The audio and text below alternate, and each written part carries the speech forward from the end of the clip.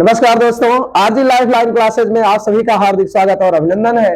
आज हम कक्षा 12 इतिहास लेकर आए हुए हैं। सबसे महत्वपूर्ण टॉपिक ना, परीक्षा में हर बार इससे पूछा जाता है। कभी जहांगीर की चित्रकला के बारे में पूछा जाएगा तो कहीं पूरे मुगल काल के चित्रकला के बारे में आपसे पूछा जाएगा। तो ये most most most important topic है, इसको आप जरूर देखिएगा ना। हम और आसान और सरल शब्दों में आपको समझा देंगे मुगल कालीन चित्रकला के बारे में, ठीक है।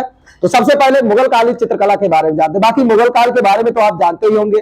मुगल वंश का संस्थापक बाबर था, उसके बाद हुमायूं, फिर हुमायूं के बाद अकबर, फिर जहांगीर और शाहजहां, औरंगजेब ना, ये सब आपने पढ़ा होगा। लेकिन ये बहुत इंपॉर्टेंट प्रश्न है, इसलिए हम आज इस प्रश्न को लेकर आपके सामने उपस्थित हुए हैं, मुगल कालीन चित्रकला के बारे में। चलिए हम देखते हैं मुगल कालीन चित्रकला के बारे में। दोस्तों अगर बात करें मुस्लिम आक्रमण की ना, जैसे मुस्लिम आक्रमण से पूर्व, मुस्लिम आगमन के आक्रमण से पूर्व भारत में चित्रकला का काफी विकास हुआ था, जैसे गुप्त काल में ना। लेकिन जब मुस्लिम आक्रमण हो जाता है तो मुस्लिम आक्रमण के समय, यानी भारत में सबसे पहला मुस्लिम आक्रमण किसका हुआ था? 712 में आपने देखा होगा ना।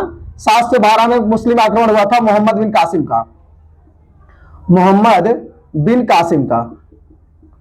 712 ईस्वी में भारत पर पहला मुस्लिम आक्रमण मोहम्मद बिन कासिम का होता है। फिर मोहम्मद गोरी का होता है ना। फिर क्या कहते हैं, गोरी के बाद उसका गुलाम गयासुद्दीन, क्या नाम है उसका, गुलाम कुतुबुद्दीन ऐबक ना, जो गुलाम वंश की स्थापना करता है। उसके बाद खिलजी वंश, फिर तुगलक वंश, सैयद वंश, लोधी वंश ना, ये सारे जो वंश हुए, ये मुगल चित्रकला पर ज्यादा ध्यान नहीं दिए, जिससे क्या हुआ कि चित्रकला की अवनति हो गई, मतलब चित्रकला की ओर ध्यान नहीं दिया गया ना। तो चलिए पॉइंट वाइज आपको हम समझाते हैं, पॉइंट वाइज आपको लिख लेते हैं इसको ना। पहला पॉइंट है, भारत में मुस्लिम आगमन से पूर्व, भारत में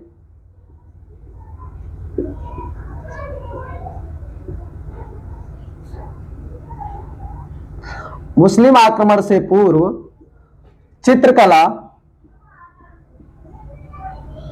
भारत में मुस्लिम आक्रमण से पूर्व चित्रकला उत्तम अवस्था में था।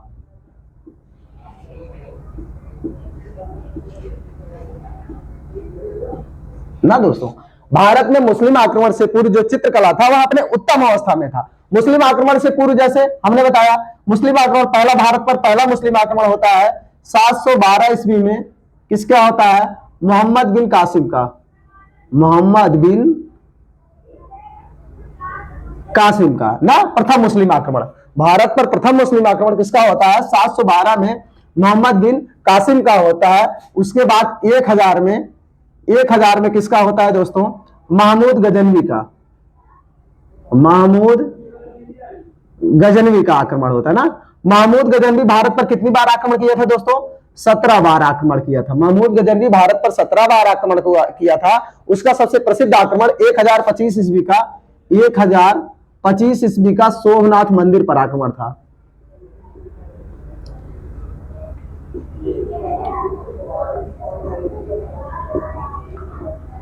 उसका सबसे प्रसिद्ध आक्रमण सोमनाथ मंदिर 1025 पे था। उसके बाद आता है दोस्तों 1175 ईस्वी में। 1175 ईस्वी में भारत पर आक्रमण होता है मोहम्मद गोरी का ना। ये आप क्रम जानते रहिए। पहला आक्रमण, भारत में पहला मुस्लिम आक्रमण 712 में मोहम्मद बिन कासिम का हुआ। उसके बाद 1000 में महमूद गजनवी का आक्रमण हुआ। उसने 17 बार भारत पर आक्रमण किया। उसका सबसे प्रसिद्ध आक्रमण 1025 सोमनाथ मंदिर पे था ना। उसके बाद 1175 में मोहम्मद गोरी का आक्रमण होता है। तो ये जो आक्रमण थे, जैसे मोहम्मद बिन कासिम और महमूद गजनवी, इनका मुख्य उद्देश्य था भारत को लूटना। आते थे, भारत को लूट करके फिर वापिस अपने देश स्वदेश चले जाते थे। लेकिन जब 1175 में मोहम्मद गौरी ने भारत पर आक्रमण किया, यानी अफगानिस्तान क्षेत्र के गौर नामक स्थान से था, जब इसने भारत पर 1175 में भारत पर आक्रमण किया, इसने सोचा हम यहां से जाए क्यों, यहाँ के लोग को हम पराजित किए तो हम यहीं के लोगों पर शासन करेंगे ना। यह भारत में अस्थायी हो गया, इसलिए यह भारत पे क्या किया, रुक कर शासन करने लगा ना। लेकिन क्या होता है, 1206 में इसकी मृत्यु हो जाती है। और 1206 के बाद 1206 में मोहम्मद गोरी की मृत्यु कब हो जाती है दोस्तों? 1206 में। तो इसका एक गुलाम था, उसके गुलाम का नाम था कुतुबुद्दीन ऐबक ना। तो उसने क्या किया, भारत में सबसे पहले गुलाम वंश की स्थापना किया। किसकी वंश की स्थापना किया? गुलाम वंश की स्थापना किया। गुलाम वंश के बाद खिलजी वंश आता है। खिलजी वंश आता है। उसके बाद तुगलक वंश आता है। उसके बाद सैयद वंश आता है, उसके बाद लोधी वंश आता है। दोस्तों अगर आप पृष्ठभूमि समझे रहेंगे तो हमें ये बहुत आसान होगा समझने में ना। लोधी वंश आता है, लोधी वंश के बाद क्या आता है, मुगल वंश आता है, मुगल वंश ना। ये देखिए 1100 पहला मोहम्मद बिन कासिम, फिर 1000 में मोहम्मद गजनवी, फिर 1175 में मोहम्मद गोरी का आक्रमण हुआ। फिर मोहम्मद गोरी की मृत्यु के बाद उसका गुलाम हुआ ना, जिसने गुलाम वंश की स्थापना की ना। तो गुलाम का नाम था क्या था, कुतुबुद्दीन ऐबक,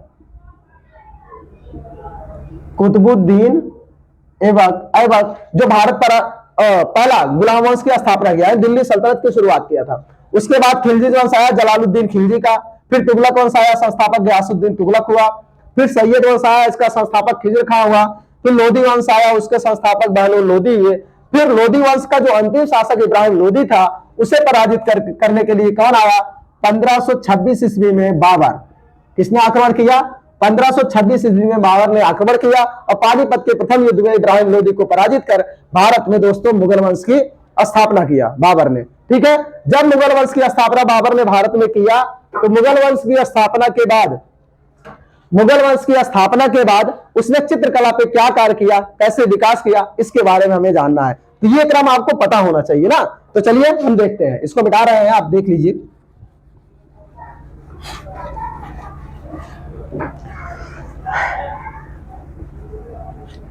चलिए, तो भारत में मुस्लिम आक्रमण से पूर्व चित्रकला उत्तम अवस्था में था, यानी 712 ईस्वी के पहले भारत में जो चित्रकला थी उत्तम अवस्था में थी।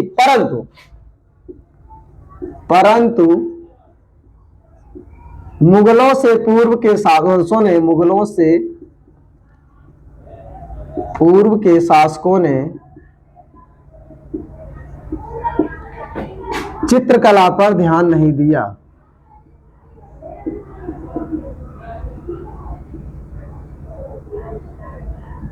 ना, मुगलों से पूर्व कौन थे, वही हमने बताया ना, गुलाम वंश, खिलजी वंश, लोधी वंश, सैयद वंश, तुगलक वंश ना। ये जो वंश थे, लोधी वंश, ये जो वंश थे, इन्होंने चित्रकला पे कोई ध्यान नहीं दिया। ठीक, ध्यान नहीं दिया। जैसे आपने देखा, जैसे फिरोज शाह तुगलक ने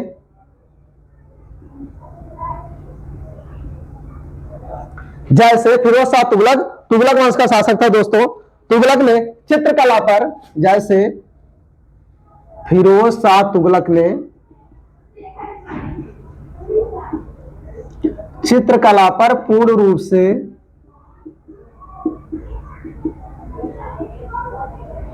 प्रतिबंध लगा दिया था। अगर आपसे पूछे कि चित्रकला पर पूर्ण रूप से प्रतिबंध किसने लगाया था, वो था दोस्तों फर्स्ट, यानी फिरोज शाह तुगलक ने चित्रकला पर पूर्ण रूप से प्रतिबंध लगा दी। लेकिन मुगलों के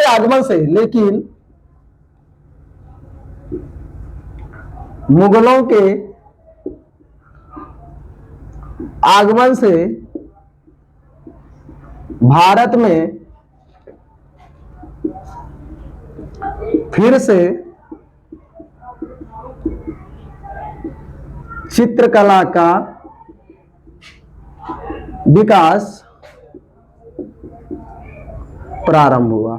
यहां तक आपको समझ में आया दोस्तों कि भारत में चित्रकला का विकास प्रारंभ हुआ। जैसे कि हमने देखा, भारत में मुस्लिम आक्रमण से पूर्व चित्रकला उत्तम अवस्था में थी, यानी 712 के पहले जितने भी शासक थे वे चित्रकला पर ध्यान देते थे। परंतु मुगलों से पूर्व यानी गुलाम वंश, खिलजी वंश, लोधी वंश, सैयद वंश, तुगलक वंश, इन्होंने चित्रकला पे कोई ध्यान नहीं दिया। यहां तक कि जो फर्स्ट यानी फिरोज शाह तुगलक था, इसने क्या किया, पूर्ण रूप से चित्रकला पे प्रतिबंध लगा दिया ना। लेकिन जब मुगल भारत में आए तो उन्होंने एक बार फिर से चित्रकला के विकास को प्रारंभ किया, यानी चित्रकला पर फिर से ध्यान देना शुरू किया। तो इसमें सबसे पहला नाम आता है दोस्तों, हम पढ़ेंगे बाबर का।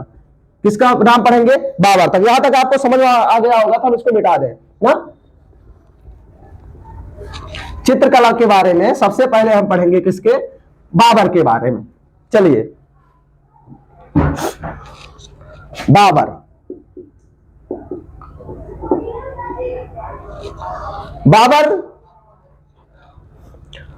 जो था वह प्रकृति प्रेमी था ना। बाबर, आवाज आ रही है, बाबर प्रकृति प्रेमी था। ठीक है।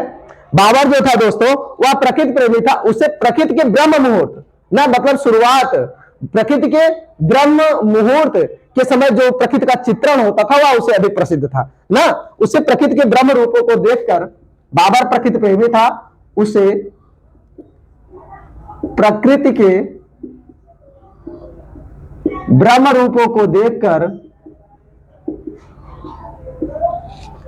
आनंद आता था।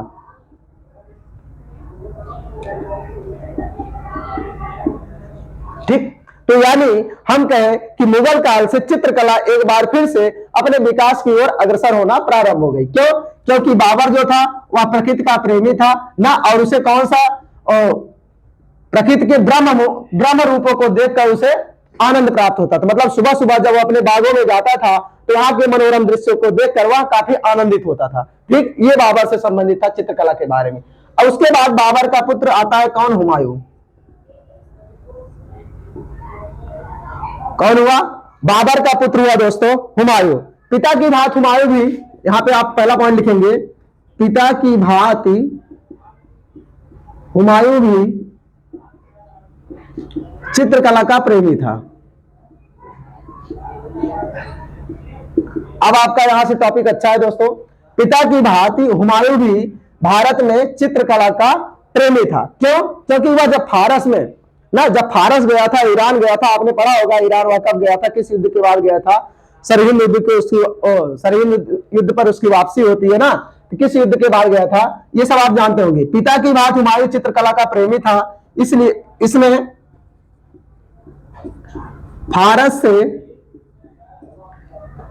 दो चित्रकार, इसने भारत से दो चित्रकारों के साथ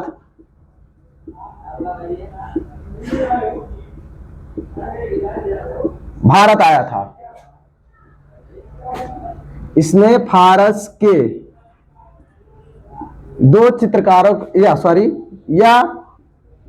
या फारस के दो चित्रकारों के साथ क्या किया था? भारत आया था। ये दो चित्रकार आपके बहुत इंपॉर्टेंट है दोस्तों, परीक्षा में ये पूछा जाता है हुमायूं के समय के प्रसिद्ध चित्रकार कौन कौन से थे ना। एक मीर सैयद अली तबरेजी थे, मीर सैयद अली तबरेजी थे, मीर सैयद अली तबरेजी थे। दूसरे थे अब्दुस्मद ना। ये दोस्तों, ये दोनों जो चित्रकार थे ये किसके साथ भारत आए थे? हुमायूं के साथ आए थे। कहां से भारत आए थे? फारस से भारत आए थे। ये दो चीज आप जरूर याद रखिएगा ना। बाबर के समय के, हुमायूं के समय के दो प्रसिद्ध चित्रकार कौन थे? मीर सैयद अली तबरेजी और अब्दुस्मद। ये हुमायूं के समय के दो चित्रकार थे। और इन्हीं दो चित्रकारों ने, यानी मीर सैयद अली तबरेजी और अब्दुस्मद ने, इन्हीं दो चित्रकारों ने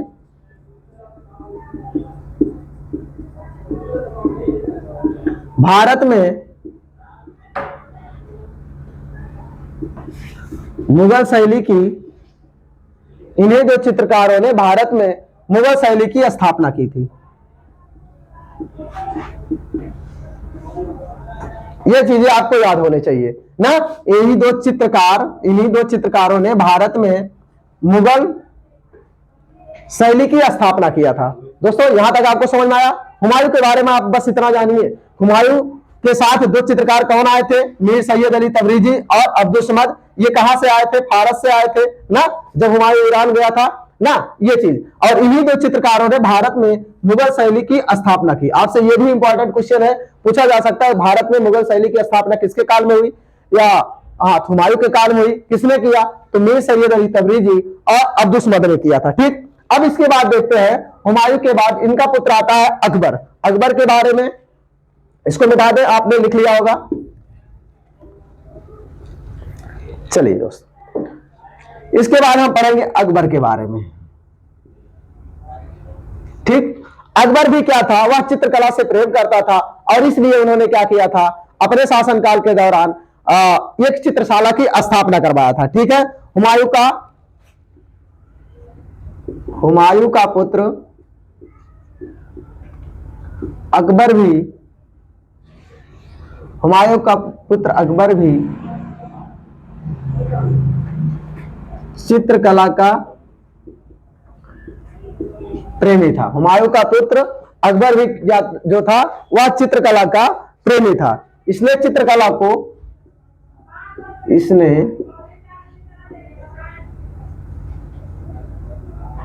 प्रोत्साहित किया।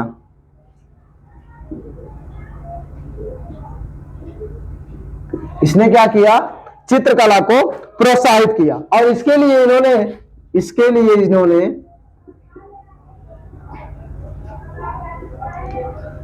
एक चित्रशाला की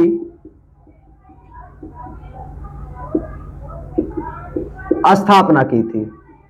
ये दोस्तों आप जरूर याद रखना ना, चित्रशाला मतलब जहां पे चित्र छापे जाते थे ना, चित्रशाला की इन्होंने क्या किया? स्थापना किया था। तो भारत में चित्रशाला की स्थापना किसने किया था? अकबर ने किया था। इसके समय में 100 मुख्य चित्रकार थे ना। इसके समय में 100 मुख्य चित्रकार थे, जबकि असंख्य छोटे मोटे चित्रकार असंख्य, मतलब चित्रकला को इन्होंने क्या किया था? काफी प्रोत्साहित किया था ना। इसने चित्रशाला की स्थापना किया था। इसके समय के लगभग 100 मुख्य चित्रकार थे। उसमें से हम कुछ चित्रकारों के नाम आपको बताते हैं जो मुख्य थे, जिनके नाम अक्सर परीक्षा में पूछे जाते हैं। जैसे हुमायूं के समय में हमने बताया मीर सैयद अली तबरेजी और अब्दुल समद थे। वैसे बाबर के समय के जो प्रसिद्ध चित्रकार थे दोस्तों, अकबर के समय के प्रसिद्ध चित्रकार, अकबर के समय के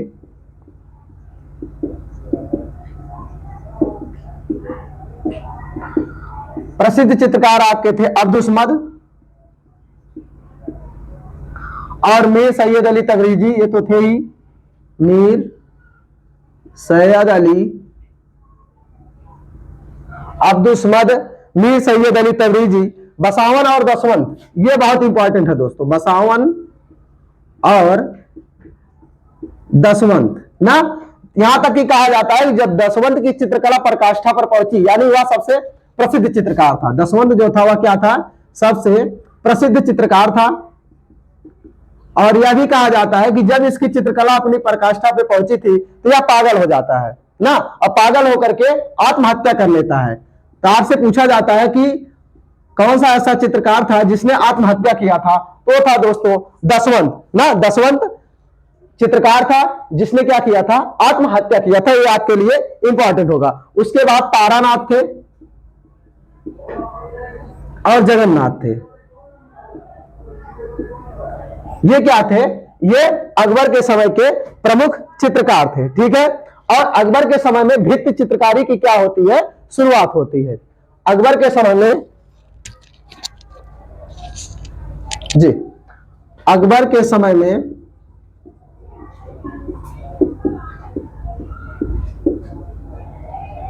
भित्ति चित्रकारी की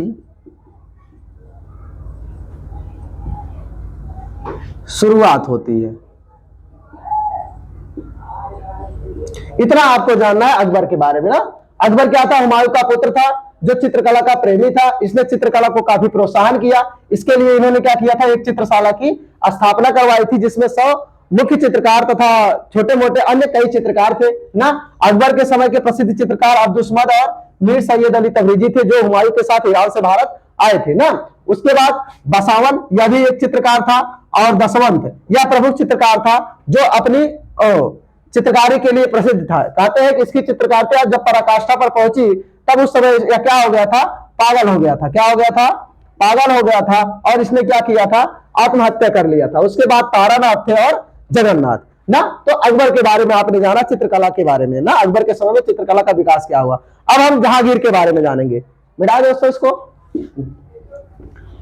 अब हम जहांगीर के बारे में जानते हैं कि जहांगीर के समय में चित्रकला का क्या विकास हुआ।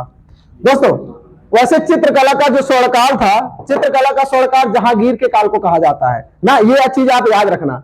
चित्रकला का स्वर्णकाल जहांगीर के काल को, स्थापत्य कला का स्वर्णकाल शाहजहां के काल को, और साहित्य कला का स्वर्णकाल जो होता है वह अकबर के काल को कहा जाता है। और ओवरऑल पूछे भारत का स्वर्णकाल पूछे तो दोस्तों वह गुप्त काल को भारत का स्वर्णकाल कहा जाता है। ये सारे प्रश्न बहुत इंपॉर्टेंट है। ये सारे प्रश्न आप जरूर याद रखिएगा। ठीक है। अब हेडिंग डालते हैं हम जहांगीर। जहांगीर के समय में अब हम देखते हैं जहांगीर के बारे में, जहांगीर के समय में चित्रकला का विकास कैसे हुआ। वैसे हमने बताया ना, जहांगीर के समय में, जहांगीर के काल को लिख लीजिए इसको, जहांगीर के काल को चित्रकला का स्वर्ण काल कहा जाता था।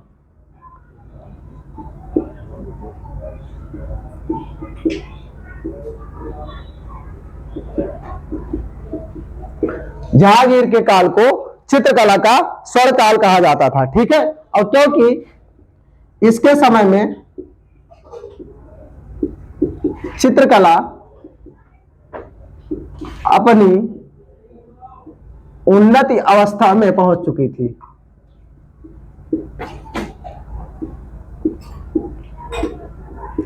क्योंकि इसके समय में चित्रकला क्या थी, अपनी उन्नत अवस्था में पहुंच चुकी थी। इसका सबसे बड़ा कारण यह था कि जहांगीर स्वयं एक उच्च कोटि का चित्रकार था ना, उच्च कोटि का चित्रकार था।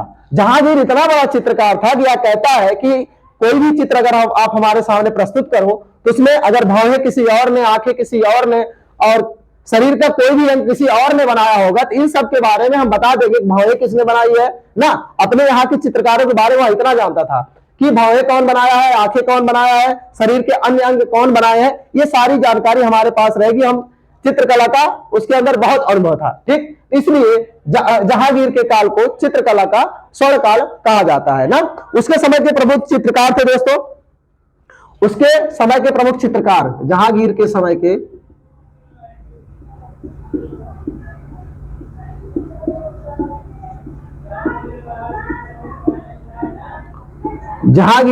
के प्रमुख चित्रकार कौन कौन से थे। उसमें थे आका खां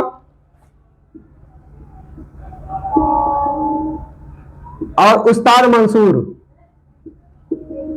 इन दोनों को हमें याद रखना था। जो उस्ताद मंसूर थे दोस्तों, अका राजा, ये सबसे प्रसिद्ध चित्रकार थे ना, जहांगीर के समय के सबसे प्रसिद्ध चित्रकार थे अका राजा। और जो उस्ताद मंसूर था यह पक्षी विशेषज्ञ था, पक्षी मतलब पक्षियों का चित्र बनाने में इसे काफी रुचि थी, या पक्षियों का बहुत अच्छे अच्छे चित्र बनाता था। इसलिए जहांगीर ने अका राजा को उपाधि दी थी दोस्तों, कौन सी, नादिर उज्जमा की उपाधि दी थी। अका राजा को कौन सी उपाधि दी थी, ये याद रखना आप, नादिर उज्जमा की उपाधि। ये याद रखना कि जहांगीर ने, क्योंकि आप देखेंगे आपकी एनसीईआरटी बुक में मोस्ट इंपॉर्टेंट यही है, जहांगीर के काल में चित्रकला का विकास का वर्णन कीजिए। तो ये प्रश्न जरूर आएगा, चाहे अगर ओवरऑल आता है तो आप ओवरऑल पूरा लिख दीजिएगा, लेकिन अगर जहांगीर से आए तो आप यहाँ पे लिखिएगा। ये सारी चीजें आप ध्यान रखिएगा जहांगीर के बारे में ना। तो जहांगीर ने अका राजा को, जो उस समय का सबसे प्रसिद्ध चित्रकार था, उसे नादिर उज्जमा की उपाधि दिया था। और नादिर और उस्ताद मंसूर को इन्होंने नादिर उल अमर, उस्ताद मंसूर को इसने नादिर उल असर की उपाधि दिया था।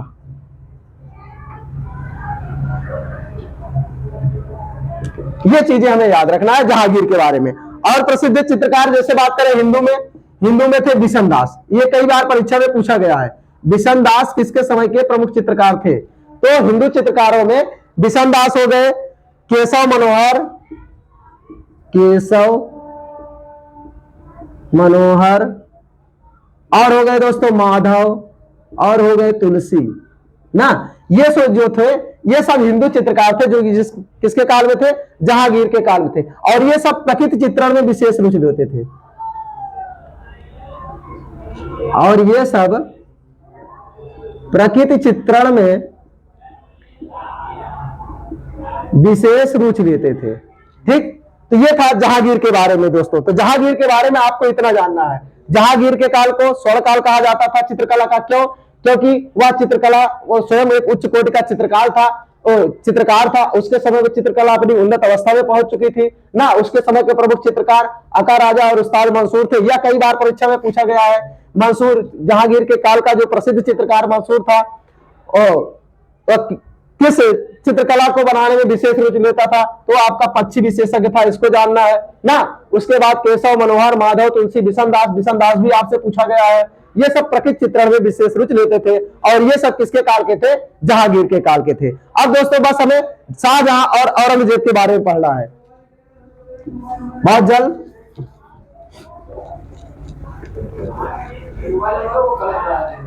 चलिए शाहजहां के बारे में, क्योंकि आपको पता है शाहजहां के काल को स्थापत्य कला का स्वर्ण काल कहा जाता था ना, तो शाहजहां चित्रकला में विशेष रुचि नहीं लेता था या चित्रकला में विशेष रुचि नहीं लेता था। क्यों? क्योंकि यह स्थापत्य कला का प्रेमी था, स्थापत्य कला का प्रेमी था ना इसके समय में।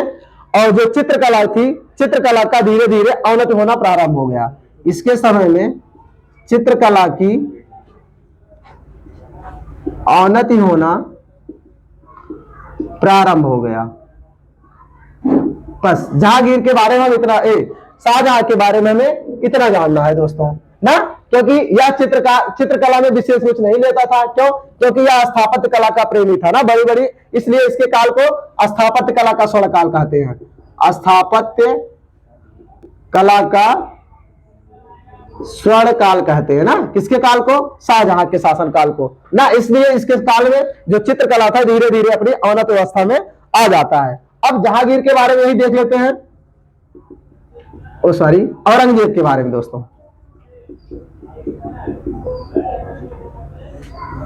औरंगजेब के बारे में, यह चित्रकला, जैसे आपने देखा कि मध्यकाल में वो था फिरोज शाह तुगलक, चित्रकला पर पूर्ण रूप से प्रतिबंध लगा दिया था, वैसे जो औरंगजेब था यह चित्रकला को कुरान के खिलाफ मानता था। यह चित्रकला को कुरान के खिलाफ मानता था। इसलिए इसने क्या किया था, अकबर का जो मकबरा है, अकबर के मकबरे में जो चित्र थे उसको इन्होंने चूने पुतवा दिया था ना, ये भी लिख लीजिए। इसलिए इसने अकबर के मकबरा, अकबर का मकबरा कहां है दोस्तों? सिकंदरा में है, याद रखना आप, अकबर का मकबरा कहां है? सिकंदरा में है। अकबर के मकबरे के चित्रों को चूने से पुतवा दिया था।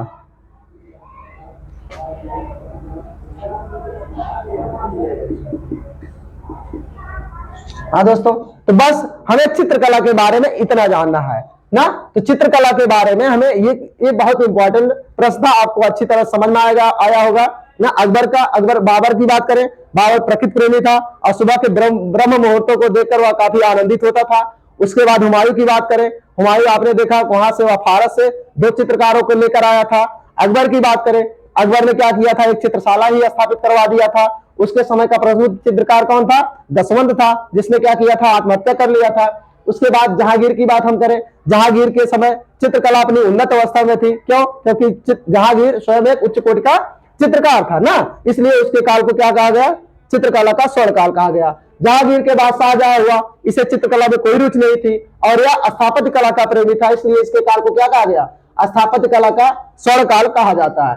औरंगजेब की बात करें, या तो बिल्कुल भी नहीं मानता था चित्रकला को, और यह चित्रकला को कुरान के नियमों के खिलाफ मानता था, इसलिए इसने क्या किया, अकबर के मकबरे को चित्रों को चूने से पेंट करवा दिया, यानी पुतवा दिया था ना। तो अगर हमारा वीडियो आपको पसंद आया हो, हमारे वीडियो को सब्सक्राइब, लाइक, कमेंट जरूर करें। धन्यवाद।